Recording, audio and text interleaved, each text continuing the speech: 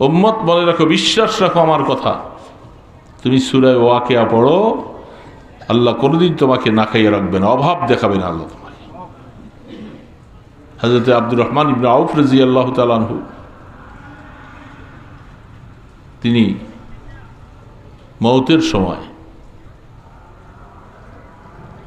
হযরত উসমান গনি রাদিয়াল্লাহু তাআলা আনহুর খেলাফতকালে তিনি অসুস্থ মুমূর্ষ অবস্থায় খলিফাতুল মুসলিমিন উসমান গনি রাদিয়াল্লাহু তাআলা আনহু তার ঘরে হাজির, বলতেছেন যে ভাই আব্দুর রহমান, আপনার তো অসুস্থতা, আমি কি একটা ডাক্তারের ব্যবস্থা করব?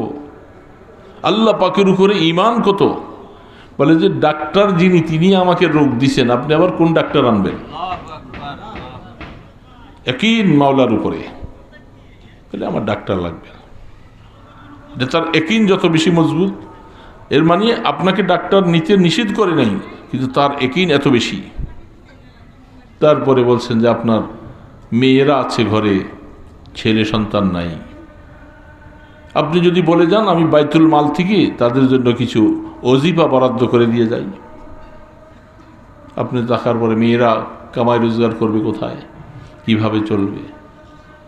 আব্দুর রহমান ইবনে আউফ রাদিয়াল্লাহু বলতেছেন, ভাই উসমান শোনো, আল্লামতু বানাতি সূরাতুল ওয়াকিয়া, আমি আমার মেয়েগুলোকে সূরা ওয়াকিয়ার তালিম দিয়ে গেছি। তারা কোনো অভাবে পড়বে আর সবসময় সূরা ওয়াকিয়া তেলাওয়াত করবে, তাদের রিজিকের ব্যবস্থা আসমান থেকে হবে। কেমন? আল্লাহর হাবিবের কথার মধ্যে কোনো সন্দেহ আছে?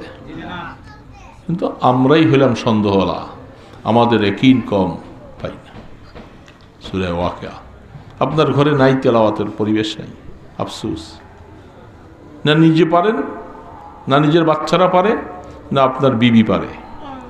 ঘরটার মধ্যে আল্লাহর কোরআন তেলাওয়াতের কোনো পরিবেশ নাই।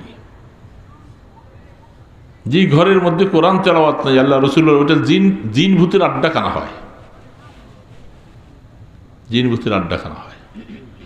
যেমন একটা অনাবাদী ঘর দীর্ঘদিন পড়ে থাকলে সেখানে জিন ভূতের আশ্রয় হয়, কেউ যে সেখানে বসত করতে পারে না। ঠিক যেই ঘরে কোরআন তেলাওয়াত নাই, সেখানে জিন ভূতের আড্ডা। কোরআন তেলাওয়াত ওলা ঘরের মধ্যে জিন ভূত আশ্রয় নিতে পারে না। এই জন্য আমরা কোরআন তেলাওয়াত করি না।